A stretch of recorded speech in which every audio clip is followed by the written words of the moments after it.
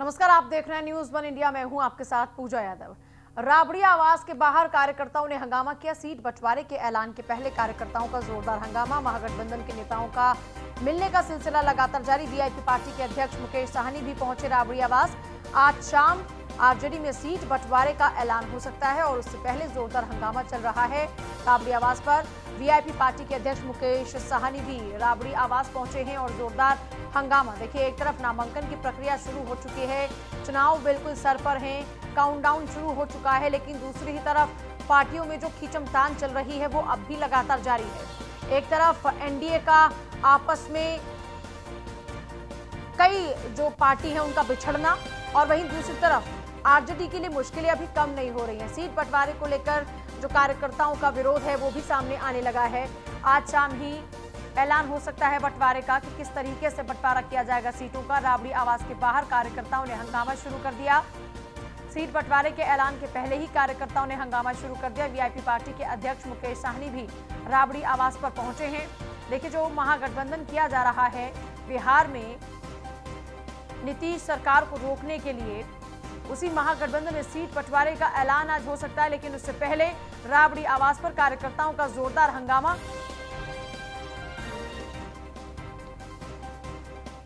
हाथरस कांड बेगूसराय में केंद्रीय मंत्री गिरिराज सिंह ने प्रेस कॉन्फ्रेंस की इसी कांड को लेकर और कांग्रेस पर हमला भी बोला। उन्होंने कहा कि हाथरस की घटना पर राहुल गांधी नौटंकी कर रहे हैं, सिर्फ फोटो सेशन किया जा रहा है। गिरिराज सिंह ने कहा कि मैं तो टीवी पर देख रहा था, राहुल गांधी को धक्का कम लगा लेकिन वो गिर ज्यादा गए। राहुल गांधी सिर्फ नौटंकी कर रहे हैं। कोविड के समय भी राहुल गांधी कहीं दिखाई नहीं पड़ रहे थे, सिर्फ मीडिया में बने रहने के लिए फोटो सेशन ज्यादा करवा रहे थे। गिरिराज सिंह ने कहा कि आज किसान बिल को लेकर भी राजनीति की जा रही है, जबकि किसान बिल से किसान अब सामान को पूरा देश में कहीं भी बेचने के लिए स्वतंत्र होगा। कानून को तोड़ने का काम राहुल जी करते हैं और मैं तो टीवी पर देख रहा था, लग रहा था कि धक्का कम और गिर गए अपने ज्यादा। नौटंकी करेंगे और इसी तरह से कोविड के समय भी वो मीडिया में रहने के लिए फोटो सेशन ज्यादा करते हैं। इस पार्टी और विपक्ष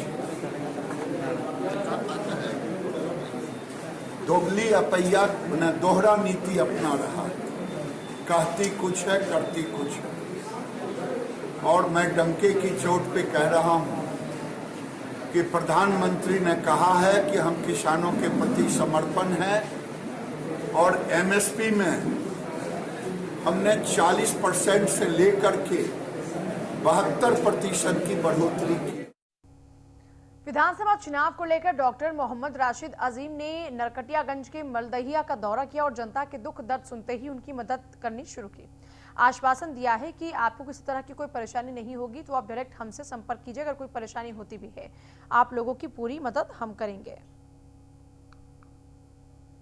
राष्ट्रवादी कांग्रेस पार्टी का मैं भावी प्रत्याशी हूं नरकटियागंज 03 विधानसभा से, और आज मलदहिया पंचायत के विभिन्न गांवों के भ्रमण पे निकला हूं।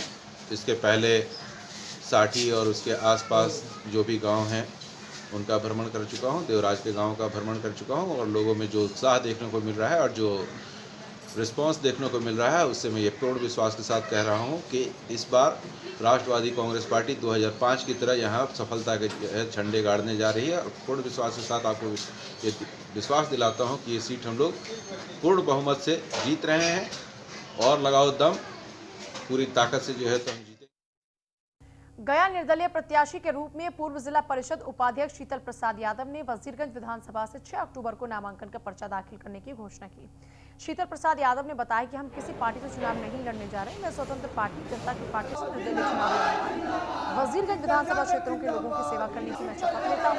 जनता हमें काम करने का एक अवसर दे।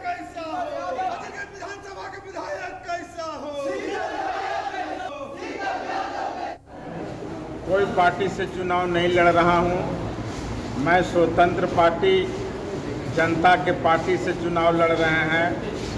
मैं एक निर्दलीय प्रत्याशी वजीरगंज विधानसभा 2234 से मेरा नामांकन 6 तारीख के है। मेरे तमाम नौजवान साथियों, पूरे वजीरगंज विधानसभा के विधानसभा क्षेत्र से 6 तारीख को मेरा नामांकन है।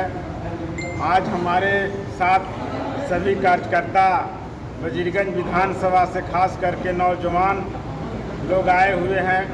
आप लोग मीडिया के माध्यम से हम कहना चाहते हैं कि जो भी विकास का कमी है वजीरगंज विधानसभा में, शीतल यादव बेटा बन करके वजीरगंज विधानसभा का सेवा करने का आज मैं शपथ लेता हूं। कटिहार में ग्रामीणों ने चुनाव बहिष्कार का ऐलान कर दिया। लोगों का कहना है कि इस गांव में ना तो सड़क है, ना ही नदी पार करने के लिए कोई पुल की व्यवस्था है। यहां के लोगों को आवागमन करने के लिए एकमात्र सहारा इस गांव में ही नाव के तौर पर नजर आता है। यहां के लोगों को आवागमन करने के लिए एकमात्र सहारा नाव या फिर बांस का बना जो चचरी पुल होता है वही इनको नजर आता है। ग्रामीणों का कहना यह है कि बरंडी नदी में जब उफान होता है तो जन सहयोग से बनाए गए बांस की जो ये चचरी पुल है ये भी ध्वस्त हो जाते हैं। तब उन लोगों को आवागमन के लिए नाव का सहारा लेना पड़ता है, जिसको लेकर ग्रामीणों ने चुनाव बहिष्कार करते हुए रोड नहीं तो वोट नहीं का अब ऐलान कर दिया है इसी नारे के साथ। यही मांग है कि हम लोग को पुल होना चाहिए, रोड होना चाहिए। जाने आने में बहुत दिक्कत होता है। उस रमनाकुल गांव में आंगनबाड़ी केंद्र है, बच्चे जा आ नहीं पाते हैं पढ़ने के लिए, और रोड रहेगा तो हम लोग का बच्चा अच्छा से जाएगा आएगा और पढ़ेगा। कितना आबादी है टोटल आबादी है इस यहाँ पर मिनिमम आपको 800 होना चाहिए जी। विधायक के संज्ञान में ये बात आई है कभी? नहीं आई। विधायक का चेहरा ही हम लोग नहीं देखे कैसा है। विधायक तो जानते होंगे, जानते हैं पूनम पासवान। कभी इस ओर ध्यान नहीं आया? नहीं, कभी नहीं। क्या आप करना क्या चाहते हैं, क्या मांगे आप लोगों की है? कि हम लोग वोट ही नहीं देंगे, वोट गिराने नहीं जाएंगे हम लोग का। कैमूर जिले में ग्रामीण विकास के दावों की पोल खुली जा रही है। दरअसल चैनपुर विधानसभा क्षेत्र में करीब 1500 वोटर्स हैं। इस पंचायत के सभी गांव 1000 फीट ऊंचे पहाड़ के ऊपर हैं और सिर्फ एक गांव विनोबा नगर पहाड़ी के नीचे तलहटी में बसा है। गांव वालों का कहना है कि पहाड़ पर चढ़कर पहले वोट देते थे, अब 2 चुनाव से वहां के लोग पहाड़ उतरकर विनोबा नगर में वोट डालने आते हैं। उस गांव में जाने के लिए कोई रास्ता नहीं था। आज तक सरकार ने कोई सुविधा नहीं दी। अपनी पंचायत में जाने में पूरा दिन खत्म हो जाता है। 12 गांव के आदमी पैदल पहाड़ उतरकर वोट देने आते हैं। कि सरकार ऊपर जाता नहीं है, ऊपर से राशन लेके कितना ऊपर चढ़त हो जरूर सब? 1000 फीट? हाँ, 1000 फीट नहीं तो 8-9 1000 फीट ले ऊपर बा। 1000 फीट से भी ऊपर चढ़े के बाद जी। कौन काम खातिर जाए पड़ला?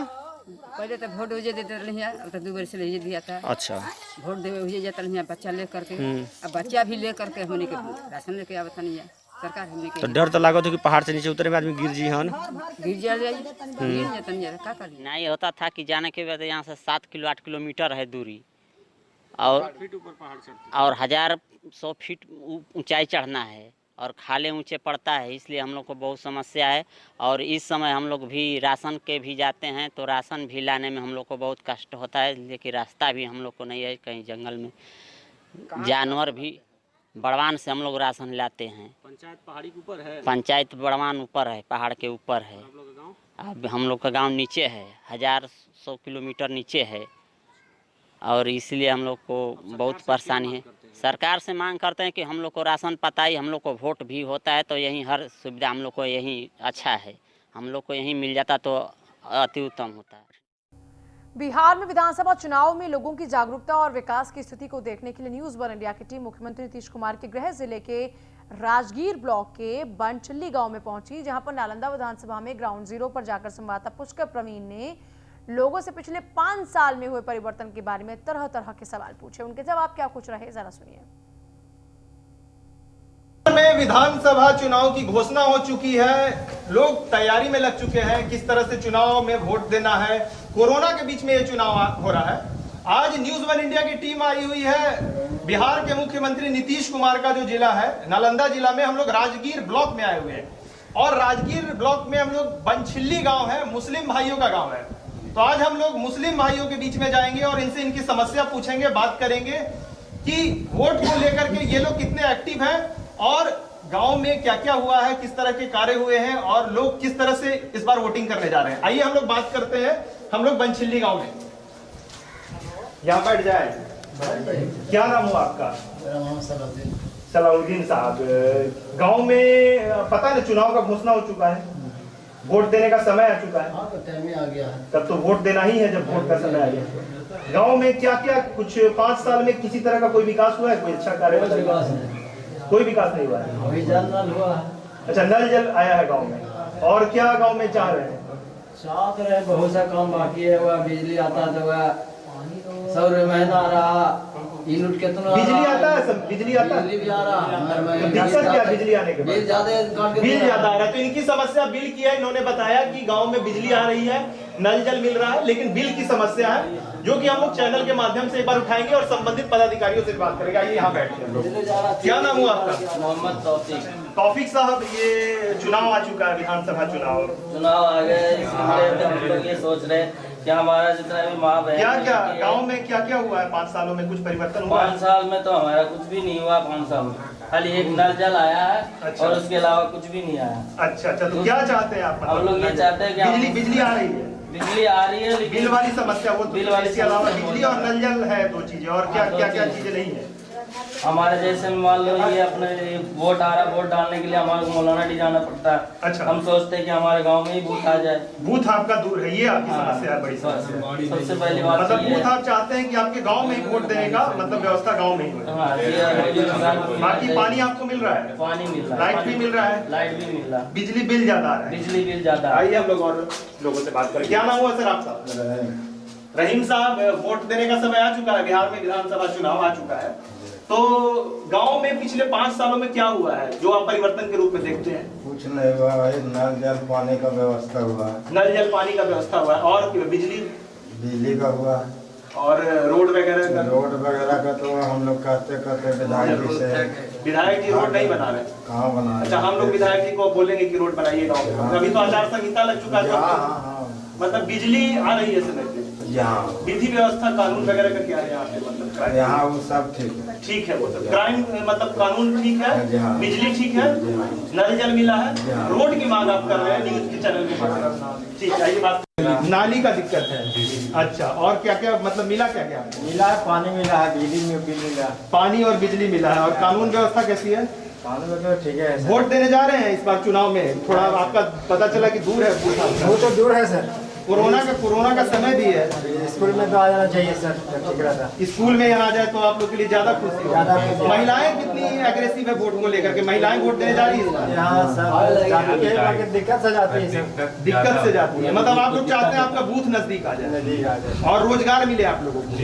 मेन आप लोग का मांग क्या है कि रोजगार आप लोग को चाहिए। तो हम लोग बनछिल्ली गाँव में एक मुस्लिम कम्युनिटी, मुस्लिम भाइयों का जो गाँव है, हमने यहाँ बहुत सारे लोगों से बात किया और जानने का प्रयास किया कि कोरोना का जो ये कठिन समय चल रहा है, कोविड का, जो कि काफी तेजी से इसका संक्रमण फैलता है, क्या लोगों को कोरोना में कितने जागरूक है? तो लोग जागरूक दिखे। हमारे मुस्लिम भाइयों ने बताया कि हम लोग वोट देने जा रहे हैं, इसमें कमी नहीं है। हालांकि कुछ लोगों ने कहा कि बूथ इनका जो दूर है वो अगर नजदीक आ जाए तो महिलाओं को ज्यादा सहूलियत होगी, इनको ज्यादा सहूलियत होगी वोट देने में। तो ये लोग बूथ चाहते हैं कि इनका नजदीक आ जाए। जहां तक विकास की हमने बात की कि इन्हें पिछले 5 सालों में तो ज्यादातर लोगों ने बताया कि इन्हें पानी मिला है नल जल योजना के तहत, जो 7 निश्चय का योजना है। इसके अलावा बिजली की जो व्यवस्था है वो अच्छी है। कानून व्यवस्था को लेकर भी हमने बात किया, तो कानून व्यवस्था को भी इन लोगों ने सही बताया।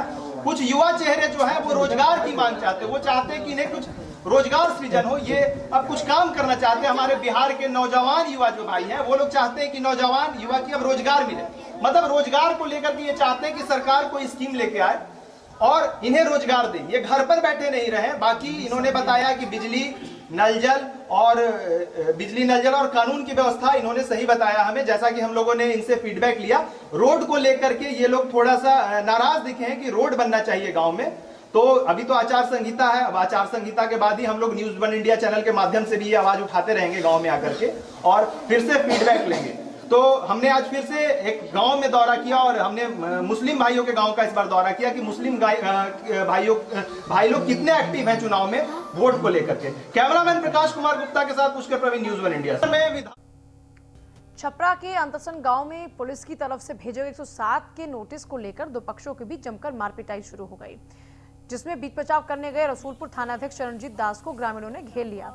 उन पर जातिवाद करने के आरोप लगाए और सुबह से ही थानाध्यक्ष को गांव के एक बगीचे में घेरकर ग्रामीणों ने रखा। ग्रामीणों का कहना था कि थानाध्यक्ष ने गांव के एक शख्स पर शख्स के कहने पर 60 से 70 लोगों के ऊपर 107 का नोटिस भेजा। इसको लेकर अभी भी ग्रामीण थानाध्यक्ष को अपने कब्जे में ही रखकर बैठे हैं।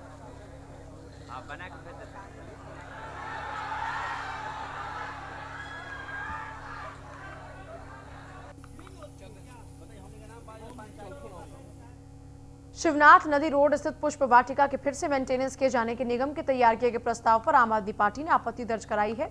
आप नेताओं का आरोप है कि महज कमीशन के लिए पुष्प वाटिका के मेंटेनेंस की तैयारी हो रही है, जबकि पुष्प वाटिका की जमीन को लेकर अब भी विवाद है। आप नेताओं ने कलेक्टर को राज्यपाल और मुख्यमंत्री के नाम ज्ञापन सौंपकर आपत्ति दर्ज कराई है।